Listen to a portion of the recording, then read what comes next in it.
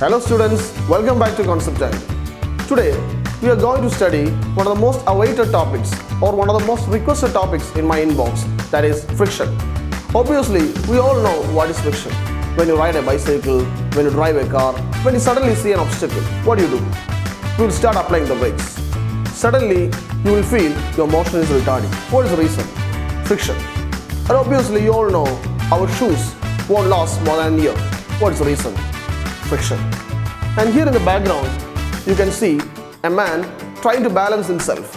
Trying to balance his own weight by applying forces on 4 various points. What's the reason? It's also due to friction. And now, I'm going to explain the concept of friction. I'm going to explain all this mathematical part using my own tricks, my own techniques, such that you will feel the questions becoming much more simple. You might have experienced block upon block problem. You might have experienced the problems regarding angle of repose, angle of friction, like that. So watch this video. After that, I assure you will be a master in friction. So let's revise the theory part very quickly. Friction ഉണ്ടാവണമെങ്കിൽ രണ്ട് കാര്യങ്ങൾ വേണം. ഒന്ന് surface contact, രണ്ട് roughness. അപ്പോൾ ഈ രണ്ട് കാര്യങ്ങൾ വെച്ചിട്ടാണ് ഞാൻ തിയറി പറയുന്നത്. ഒരു ബ്ലോക്ക് ഗ്രൗണ്ടിലുണ്ട്. ആ ബ്ലോക്കിൻ്റെ ലോവർ സർഫസും ഗ്രൗണ്ടിൻ്റെ സർഫസും സ്മൂത്ത് അല്ല, അവർക്ക് തമ്മിൽ നല്ല ഇറഗുലാരിറ്റീസ് ഉണ്ട്. അപ്പോൾ അവിടെ റഫ്നെസ് ഉണ്ടാവും. ഇനി പല പോയിന്റുകൾ, അതായത് ബ്ലോക്കിൻ്റെ പല പോയിന്റുകൾ സർഫസായിട്ട് ടച്ച് ചെയ്ത് നിൽക്കുകയാണ്. അപ്പോൾ അവിടെ പോയിന്റ് ഓഫ് കോണ്ടാക്റ്റ് ഉണ്ട്. ഓരോ പോയിന്റ് ഓഫ് കോണ്ടാക്റ്റിലും കോണ്ടാക്റ്റ് ഫോഴ്സ് ഉണ്ട്. ഈ ഡയഗ്രം നിങ്ങൾ ശ്രദ്ധിക്കുകയാണെങ്കിൽ കോണ്ടാക്റ്റ് ഫോഴ്സ് പലതും പല ആംഗിളിലാണ്. അതിനർത്ഥം അതിനൊരു വെർട്ടിക്കൽ കമ്പോണൻറ്റും ഉണ്ട്, ഹൊറിസോണ്ടൽ കമ്പോണൻറ്റും ഉണ്ട്. എല്ലാ വെർട്ടിക്കൽ കമ്പോണൻറ്റുകളെയും ആഡ് ചെയ്ത് കഴിഞ്ഞാൽ that will balance the weight and that total perpendicular component of the contact force is nothing, that is normal reaction. So what is normal reaction? The net vertical component of the contact force. Second one is a horizontal component. എല്ലാ horizontal കമ്പോണൻറ്റുകളെ അഥവാ എല്ലാ tangential കമ്പോണൻറ്റുകളെ add ചെയ്താൽ നിങ്ങൾക്ക് കിട്ടുന്ന ഫോഴ്സിൻ്റെ പേരാണ് friction. So the cumulative amount is known as friction and this friction is responsible for the restriction to the motion. ഈ horizontal കമ്പോണൻറ്റുകളെല്ലാം ആഡ് ചെയ്യുമ്പോൾ നിങ്ങൾക്ക് ഫ്രിക്ഷൻ കിട്ടും. And this friction opposes the relative motion. Friction എന്തിനു oppose ചെയ്യുന്നുണ്ട്? Relative മോഷനെ oppose ചെയ്യും. അപ്പോൾ ഞാനൊരു ഫോഴ്സ് ഉപയോഗിച്ച് ഒരു ബോഡിയെ പുഷ് ചെയ്യാൻ ശ്രമിച്ചാൽ ആ ബോഡി മൂവ് ചെയ്യാനുള്ള ടെൻഡൻസി എന്താണ് എന്ന് ഫ്രിക്ഷൻ മനസ്സിലാക്കും. എങ്ങോട്ടാണോ സ്ലിപ്പിംഗ് ടെൻഡൻസി, അതിനെ ഒപ്പോസ് ചെയ്ത് ആക്ട് ചെയ്യുന്ന ടാൻജൻഷ്യൽ കമ്പോണൻറ്റിൻ്റെ പേരാണ് ഫ്രിക്ഷൻ. സോ ഫ്രിക്ഷൻ ഉണ്ടാവാനുള്ള കാരണം surface irregularity and the contact force. ഇനി നമ്മൾ പറയാൻ പോകുന്നത് വളരെ ഇമ്പോർട്ടൻ്റ് ആയിട്ടൊരു കാര്യമാണ്. Friction is not a single force, it is a action reaction pair. അതായത് ഫ്രിക്ഷൻ ആക്ട് ചെയ്യുന്നത് സർഫസുകളിലാണ്. Friction is a action reaction pair. ഒരു ബ്ലോക്ക് സർഫസിലിരിക്കുന്നു. അപ്പോൾ സർഫസ് ബ്ലോക്കിൽ ഒരു ടാൻജൻഷ്യൽ ഫോഴ്സ് എക്സേർട്ട് ചെയ്യുന്നത് പോലെ തന്നെ ബ്ലോക്ക് സർഫസിലും ഒരു ടാൻജൻഷ്യൽ ഫോഴ്സ് എക്സേർട്ട് ചെയ്യും. So these are action reaction pair. So friction is action reaction pair. Clear? ഇനി നമ്മൾ പറയാൻ പോകുന്നത് 3 types of friction: static friction, limiting friction and kinetic friction. എന്താണ് സ്റ്റാറ്റിക് ഫ്രിക്ഷൻ? വളരെ ക്ലിയർ ആയിട്ട് നമുക്ക് എൻ്റെ വാക്ക് കേൾക്കുമ്പോഴേ മനസ്സിലാവും. ബോഡി റെസ്റ്റിലിരിക്കുമ്പോൾ ഡെവലപ്പ് ചെയ്യുന്ന ഫ്രിക്ഷനാണ് സ്റ്റാറ്റിക് ഫ്രിക്ഷൻ. ഫോർ എക്സാമ്പിൾ, ഒരു ബ്ലോക്ക് സർഫസിലിരിക്കുന്നു. അപ്പോൾ ആ ബ്ലോക്കിൽ ഞാനൊരു എക്സ്റ്റേണൽ ഫോഴ്സ് അപ്ലൈ ചെയ്യുന്നില്ല. അതിനർത്ഥം ആ ബ്ലോക്കിന് സ്ലിപ്പിംഗ് ടെൻഡൻസി ഇല്ല. അപ്പോൾ സർഫസിന് റഫ്നെസ് ഉണ്ടെങ്കിലും അവിടെ ഫ്രിക്ഷൻ ഡെവലപ്പ് ചെയ്യുന്നില്ല. So what is the value of friction there? 0. ഇനി ഞാനൊരു ബ്ലോക്കിനെ പതുക്കെ പുഷ് ചെയ്യുന്നു. പുഷ് ചെയ്യുമ്പോൾ the block will experience a particular type of acceleration or the block will have a tendency to move. ഇതാരും മനസ്സിലാക്കും? ഫ്രിക്ഷൻ മനസ്സിലാക്കും. എന്നിട്ട് friction will try to oppose the motion, which means friction will oppose the applied external force. Friction will oppose the applied external force. ഞാൻ 10 newton force apply ചെയ്തു, body അനങ്ങുന്നില്ല. അതിനർത്ഥം എന്താണ്? ഞാൻ apply ചെയ്ത 10 ന്യൂട്ടൺ ഫോഴ്സിന് അതേ മാഗ്നിറ്റ്യൂഡിൽ ഓപ്പോസിറ്റ് ആയിട്ട് ഒരു ഫ്രിക്ഷണൽ ഫോഴ്സ് ഡെവലപ്പ് ചെയ്തു. ആ ഫ്രിക്ഷൻ്റെ പേരാണ് എന്ത്? Static friction. കാര്യം ബോഡി എന്ത് ചെയ്യുന്നില്ല? അനങ്ങുന്നില്ല. ഇനി ഞാൻ 10.0001 ന്യൂട്ടൺ അപ്ലൈ ചെയ്തു. അപ്പോൾ ബോഡി അനങ്ങി തുടങ്ങി. അതിനർത്ഥം എന്താണ്? ഇപ്പോൾ ഞാൻ അപ്ലൈ ചെയ്ത ഫോഴ്സിന് ഒപ്പോസ് ചെയ്തുകൊണ്ട് സ്റ്റാറ്റിക് ഫ്രിക്ഷൻ വരാൻ പറ്റുന്നില്ല എന്ന് വെച്ചാൽ നേരത്തെ കിട്ടിയ സ്റ്റാറ്റിക് ഫ്രിക്ഷൻ്റെ value 10 newton, that is its maximum value, which means static friction has a maximum value and that value is known as limiting friction. When the applied external force overcomes the limiting friction, body will start its motion. Suddenly another friction comes into role and what is its name? Kinetic friction. അപ്പോൾ ഞാൻ വളരെ പെട്ടെന്ന് 3 കാര്യങ്ങൾ പറഞ്ഞു. ഒന്ന്, static friction. എന്താണ് static friction? Body റെസ്റ്റിലിരിക്കുമ്പോൾ act ചെയ്യുന്ന ഫ്രിക്ഷൻ. പക്ഷേ when body is on its verge of sliding, when body is on its impending motion, which friction comes into play? Limiting friction. When applied force is less than the limiting friction, body will not move. When applied force is slightly greater than the limiting friction, body will start its motion. Now which frictional force will comes into play? Kinetic friction. So static friction the maximum value on in the limiting friction.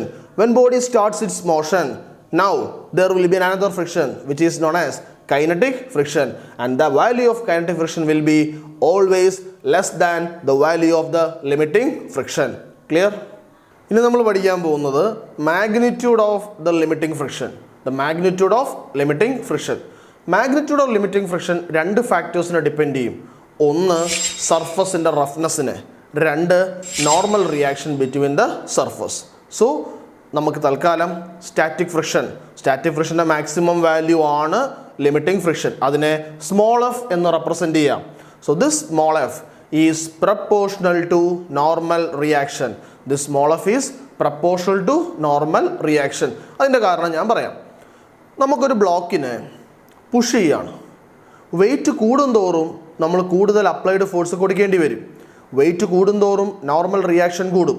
അപ്പോൾ normal reaction കൂടുന്തോറും ഞാൻ കൂടുതലായിട്ടുള്ള external force കൊടുക്കേണ്ടി വരും. അപ്പോൾ അതിനെ oppose ചെയ്യുന്ന ആളല്ലേ friction. So that friction is directly proportional to applied external force. But applied external force is directly proportional to the normal reaction, which means the magnitude of limiting friction is proportional to normal reaction. അപ്പോൾ small f proportional to normal reaction, which means small f is equal to a constant into normal reaction, and that constant is known as coefficient of static friction. മറക്കരുത്, അത് coefficient of static friction ആണ്. That depends upon roughness of the surface. അപ്പോൾ what is the maximum value of limiting friction? F. F is equal to mu into n. What is n? Normal reaction. Clear? അപ്പോൾ നമുക്ക് ഇതിൻ്റെ ഒരു practical illustration പോവാം. Screen നോക്കുക. ഒരു block, ആ ബ്ലോക്കിൻ്റെ mass 5 kg തന്നിട്ടുണ്ട്. അപ്പോൾ അതിൻ്റെ വെയിറ്റ് എത്രയാണ്? 15 newton. That is a gravitational pull acting in the downward direction. അപ്പോൾ 50 ന്യൂട്ടൺ ഡൗൺവേർഡ് ഡിറക്ഷൻ. ഈ ബ്ലോക്ക് ഗ്രൗണ്ടിലാണ് ഇരിക്കുന്നത്. അപ്പോൾ ground will offer a normal reaction in the upward direction. So N. So balancing those 2 forces, what is N? N is equal to mg, that is 50 newton. ഈ ബോഡിയും ഗ്രൗണ്ടും തമ്മിൽ contact ഉണ്ട്. അവിടെ ഒരു റഫ്നെസ് ഉണ്ട്. സോ ഞാനൊരു കോഎഫിഷ്യൻ്റ് ഓഫ് സ്റ്റാറ്റിക് ഫ്രിക്ഷൻ ഒരു value കൊടുക്കുകയാണ്. That value is 0.3. So coefficient of static friction is 0.3. അപ്പോൾ ഇതാണ് സംഭവം. ഇനി ഞാൻ എന്താ ചെയ്യാൻ പോകുന്നതെന്ന് വെച്ചാൽ, ഞാനൊരു എക്സ്റ്റേണൽ പുള്ളിംഗ് ഫോഴ്സ് കൊടുത്തു. ഒരു എക്സ്റ്റേണൽ പുള്ളിംഗ് ഫോഴ്സ് നിങ്ങൾക്ക് കാണാം. ഒരു എക്സ്റ്റേണൽ പുള്ളിംഗ് ഫോഴ്സ് കൊടുത്തു. അപ്പോൾ ഇതിനെ വലിക്കുകയല്ലേ. അപ്പോൾ സ്ലിപ്പിംഗ് ടെൻഡൻസി ഫ്രണ്ടിലേക്കല്ലേ. അപ്പോൾ എങ്ങോട്ടാണ് ഫ്രിക്ഷൻ ആക്ട് ചെയ്യുന്നത്? ബാക്കിലേക്ക്. അതിനെ ഞാൻ സ്മോൾ എഫ് എന്ന് റെപ്രസെൻറ്റ് ചെയ്തു. ഇനി ഞാൻ നോക്കാം. നമ്മൾ ആദ്യം ഇവിടെ പറയാൻ പോകുന്നത്, we are going to find the maximum value of static friction, that is limiting friction. Formula എന്താണ്? μs into n. μs is 0.3. Normal reaction is 50. So 0.3 into 50. What is the value? 15 Newton. So what is the maximum value of static friction? 15 Newton. ഇനി ശ്രദ്ധിച്ചോളുക. ഇനി ഞാൻ applied external ഫോഴ്സിന് ഓരോ value കൊടുക്കുകയാണ്. ഇത് വളരെ important ആയിട്ടൊരു ഇലസ്ട്രേഷനാണ്. ഇത് വച്ചിട്ടാണ് നമ്മൾ ഓരോ സ്റ്റെപ്പ് പ്രോബ്ലം ചെയ്യുന്നത്. അപ്പോൾ ആദ്യം ഞാൻ തൽക്കാലം 5 ന്യൂട്ടൺ ഫോഴ്സ് കൊടുത്തു. എന്താ സംഭവിക്കുക? ബോഡി അനങ്ങില്ല. കാര്യം സ്റ്റാറ്റിക് ഫ്രിക്ഷൻ്റെ മാക്സിമം വാല്യൂ 15 ന്യൂട്ടൺ വരെ വരാം. അപ്പോൾ അതിനർത്ഥം ഞാനിപ്പോൾ അപ്ലൈ ചെയ്ത ഫോഴ്സ് 5 ന്യൂട്ടൺ ആണ് എങ്കിൽ സ്റ്റാറ്റിക് ഫ്രിക്ഷനും എന്താവും? 5 ന്യൂട്ടൺ. കാര്യം ബോഡി അനങ്ങില്ല. So static friction will be 5 newton and body will be at rest. ഇനി ഞാനൊരു 10 ന്യൂട്ടൺ അപ്ലൈ ചെയ്തു. അപ്പോഴെന്താ സംഭവിക്കുന്നത്? സ്റ്റാറ്റിക് ഫ്രിക്ഷൻ 10 ന്യൂട്ടൺ ആവും. കാര്യം സ്റ്റാറ്റിക് ഫ്രിക്ഷൻ മാക്സിമം എവിടെ വരെ വരാം? 15 ന്യൂട്ടൺ. അപ്പോൾ അപ്ലൈഡ് ഫോഴ്സ് എത്ര? 10 ന്യൂട്ടൺ. എത്രയാണ് ഫ്രിക്ഷൻ്റെ ഫോഴ്സ്? 10 ന്യൂട്ടൺ. ബോഡി അനങ്ങുമോ? ഇല്ല. ഇനി ഞാൻ എന്താ ചെയ്യാൻ പോകുന്നതെന്ന് വെച്ചാൽ ഞാൻ 14.99 ന്യൂട്ടൺ കൊടുത്തു. My external force is 14.99 newton. അപ്പോൾ സ്റ്റാറ്റിക് ഫ്രിക്ഷൻ എത്രയാവും? 14.99 ന്യൂട്ടൺ. ബോഡി അനങ്ങുമോ? ഇല്ല. കാരണം സ്റ്റാറ്റിക് ഫ്രിക്ഷൻ്റെ മാക്സിമം വാല്യൂ എവിടെ വരെ വരാം? 15 ന്യൂട്ടൺ വരെ വരാം. ഇനി ശ്രദ്ധിച്ചോളൂ, ഞാൻ ഈ പറയുന്ന എക്സ്റ്റേണൽ ഫോഴ്സിനെ 15 ന്യൂട്ടൺ ആക്കി. ശ്രദ്ധിച്ചോളുക, എക്സ്റ്റേണൽ ഫോഴ്സിനെ 15 ന്യൂട്ടൺ ആക്കി. അപ്പോൾ എന്ത് സംഭവിച്ചു?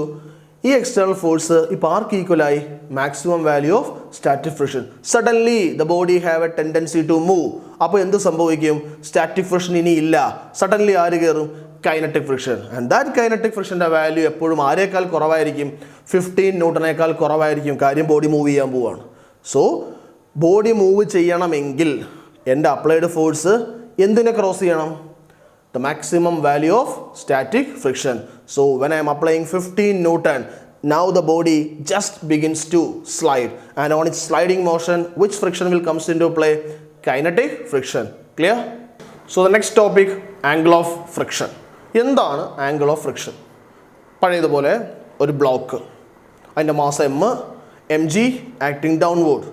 The ground offers a normal reaction acting upward. അപ്പോൾ എന്നും എം ജിയും നമ്മൾ എഴുതി. പഴയതുപോലെ തന്നെ ക്യാപിറ്റൽ എഫ് ഒരു എക്സ്റ്റേണൽ ഫോഴ്സ് കൊടുത്തു. ക്യാപിറ്റൽ എഫ് ഒരു external force. I assume that the body is at the verge of its sliding. The body is at its verge of its sliding. So slipping tendency towards right. അപ്പോൾ ബാക്കിലേക്ക് എന്ത് act ചെയ്യും? The friction. ബാക്കിലേക്ക് എന്ത് act ചെയ്യും? Friction. Body ഇപ്പോൾ move ചെയ്തിട്ടില്ല. Body is on its verge. So small f is the maximum value of static friction and that is limiting friction. അപ്പോൾ നിങ്ങൾ ഫ്രീ ബോഡി ഡയഗ്രാം നോക്കുക. താഴോട്ട് എം ജി, മുകളിലേക്ക് normal reaction.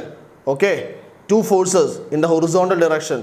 One is capital F, that is external force, and other is small F, that is frictional force. ഇനി ശ്രദ്ധിച്ചോളുക, frictional ഫോഴ്സും normal റിയാക്ഷനും നിങ്ങൾക്ക് സ്ക്രീനിൽ കാണാം. ഫ്രിക്ഷണൽ ഫോഴ്സും നോർമൽ റിയാക്ഷനും. One is horizontal and other is vertical. ഇതിൻ്റെ രണ്ടിൻ്റെയും റിസൾട്ടൻ്റ് ആണ് ഈ കാണുന്നത്. So that is a resultant. So the resultant is capital R. That is the resultant of frictional force and the normal reaction. Make an angle phi. Phi is between normal reaction and the resultant. Phi is between normal reaction and resultant. Now take the tan phi. What is tan phi? Opposite side by adjacent side. So tan phi is equal to opposite side by adjacent side. That is frictional force small f divided by adjacent side normal reaction. So what is tan phi? Tan phi is equal to f divided by n. ആരാണ് F? F is limiting friction and its maximum value of static friction. So substitute F as mu n. So what is tan phi? F by n. What is F? Mu n. So mu n by n, which makes mu. So what is tan phi? Mu. Mu is coefficient of friction. Which friction? Static friction. Tan phi is equal to mu. So what is phi? Tan inverse mu. Phi is known as angle of friction, and that is tan inverse coefficient of static friction. Okay, now we will go to the next topic, angle of repose. I am going to show you what is angle of repose by a demonstration. Let's see. അപ്പോൾ ഇതൊരു plain surface ആണ്. ഈ plain സർഫസിൽ cubical block ഉണ്ട്. ഇപ്പോൾ നിങ്ങൾക്ക് എല്ലാവർക്കും കാണാം ഈ ക്യൂബിക്കൽ ബ്ലോക്ക് റെസ്റ്റിലാണ്. ഞാൻ പതുക്കെ ഈ പ്ലെയിൻ സർഫസിനെ ടിൽറ്റ് ചെയ്ത് ഒരു പർട്ടിക്കുലർ ആംഗിളിൽ എത്തുമ്പോൾ ഈ ക്യൂബിക്കൽ ബ്ലോക്ക് പതുക്കെ സ്ലൈഡ് ചെയ്ത് തുടങ്ങും. And that angle is known as angle of repose. So let's watch. ഞാൻ എന്താ ഇങ്ങനെ പതുക്കെ ഇതിനെ തിരിക്കുന്നു. ഇങ്ങനെ ഞാൻ ആംഗിൾ കൂട്ടുന്നു. നിങ്ങൾക്ക് കാണാം വലുതായിട്ട് മൂവ്മെൻ്റ് ഒന്നും ബ്ലോക്കിലില്ല. ഞാൻ എന്താ വീണ്ടും ഒരു ആംഗിൾ പതുക്കെ വയ്ക്കുന്നു. അങ്ങനെ ഒരു ആംഗിൾ വെച്ചു. അപ്പോൾ നിങ്ങൾക്ക് കാണാം ബ്ലോക്ക് വീസ് പതുക്കെ ബ്ലോക്ക് സ്ലൈഡ് ചെയ്യുന്നു. So this angle is known as angle of repose. അപ്പോൾ നമ്മുടെ ഇലസ്ട്രേഷനിൽ നിങ്ങൾക്ക് മനസ്സിലായി ആംഗിൾ ഓഫ് റിപ്പോസിൻ്റെ ഫിസിക്കൽ കൺസെപ്റ്റ്. ഇനി നമുക്ക് അതിൻ്റെ മാത്തമാറ്റിക്കൽ പാർട്ടിലേക്ക് പോവാം. അപ്പോൾ ഇവിടെ നോക്കുക, എന്തായിരുന്നു ആംഗിൾ ഓഫ് റിപ്പോസ്? ഞാനിങ്ങനെ പതുക്കെ ചരിച്ചപ്പോൾ ഒരു പർട്ടിക്കുലർ ആംഗിളിൽ നിന്ന് ആ ആംഗിൾ ആയപ്പോൾ the block start sliding, which means it is A minimum angle. It is the minimum angle at which the block starts sliding, or it is the maximum angle such that the block can remain stationary. അപ്പോൾ എന്താണ് angle of repose? The minimum angle at which the block will start sliding, or it is a maximum angle such that the block will remain stationary. ഇനി നമുക്കിതിൻ്റെ derivation നോക്കാം. സ്ക്രീനിൽ നിങ്ങൾ derivation ശ്രദ്ധിച്ചോളുക. ഒരു inclined plain, അതിൻ്റെ angle തീറ്റയാണ്. ഒരു inclined plane angle theta, inclined പ്ലെയിൻ്റെ height h, plank length l. ഒരു ബ്ലോക്ക് അതിൻ്റെ mass m is resting on the inclined plane. അപ്പോൾ ശ്രദ്ധിച്ചോളൂ. സോ ഇനി ഞാൻ എൻ്റെ ഫ്രീ ബോഡി ഡയഗ്രാം നോക്കാം. M g acting downward. Normal reaction is offered by the inclined plane onto the block in the direction perpendicular to inclined plane, clear in the screen. അപ്പോൾ നിങ്ങൾ m g വരച്ചു, normal റിയാക്ഷനും വരച്ചു. So m g is resolved into two components. One is m G sine theta which is in the plane of inclined plane acting downward, and other is m g cos theta which is acting perpendicularly to the plane. അപ്പോൾ നമ്മളെല്ലാം resolve ചെയ്തു. ഇനി നിങ്ങൾ ശ്രദ്ധിച്ചോളുക, ഈ block റെസ്റ്റിലാണ് എന്ന് വിചാരിക്കുക. പക്ഷേ ഈ ബ്ലോക്കിനെ ഇൻക്ലൈൻഡ് പ്ലെയിനിൻ്റെ അതേ ഡയറക്ഷനിൽ താഴോട്ട് വലിച്ചുകൊണ്ട് പോകാൻ ഒരു ഫോഴ്സ് നിങ്ങൾ കാണുന്നുണ്ട്. ആ ഫോഴ്സാണ് എന്ത്? M G sine theta. അപ്പോൾ അതിൻ്റെ സ്ലിപ്പിംഗ് ടെൻഡൻസി എങ്ങോട്ടാണ്? Down the inclined plane. അപ്പോൾ അത് സ്റ്റാറ്റിക് ഫ്രിക്ഷൻ മനസ്സിലാക്കി. Static friction will act in the direction opposite to M G sine theta. So this is the direction of static friction. Let it be F S. അപ്പോൾ നമ്മൾ എല്ലാ ഫോഴ്സുകളും mark ചെയ്തു. ഇനി നമുക്ക് നോക്കാം. Theta is the angle of inclination. Just assume theta is the angle of repose. അപ്പോൾ ആ ആംഗിളിലാണ് എന്ത് സംഭവിക്കുന്നത്? Block will start sliding. അപ്പോൾ ആ ആംഗിളിൽ ബ്ലോക്ക് എന്ത് ചെയ്ത് തുടങ്ങും? It will start sliding. അപ്പോൾ നമുക്കറിയാം ആ ആംഗിളിൽ ബ്ലോക്ക് സ്ലൈഡ് ചെയ്ത് തുടങ്ങും, which means applied external force is just greater than the maximum value of static friction. Applied external force mg sin theta greater than or equal to maximum value of static friction, that is mu n. So look at the equation. mg sin theta greater than or equal to mu s n. mg sin theta greater than or equal to mu s n. Now look, what is n? n in the counter affecting force mg cos theta. So വീണ്ടും equation റീസബ്സ്റ്റിറ്റ്യൂട്ട് ചെയ്യുക. mg sin theta greater than or equal to mu s mg cos theta. അപ്പോൾ എന്ത് സംഭവിച്ചു? mg കട്ടായി. അപ്പോൾ എന്തുണ്ട്? sin theta greater than or equal to mu s cos theta. cos theta ഇപ്പുറത്തേക്ക് കൊണ്ടുവരിക. അപ്പോൾ എന്ത് സംഭവിച്ചു? tan theta greater than or equal to mu, or mu less than or equal to tan theta. Mu less than or equal to tan theta. So under limiting condition mu s is equal to tan theta. നമ്മൾ തൊട്ട് മുമ്പ് പഠിച്ചിരുന്നു mu s is equal to tan phi. What is phi? Angle of friction. So mu s is equal to tan theta is equal to tan phi. This is a final equation. Clear? And that's all for today's class. We will see again with more videos. So subscribe our channel. Stay tuned.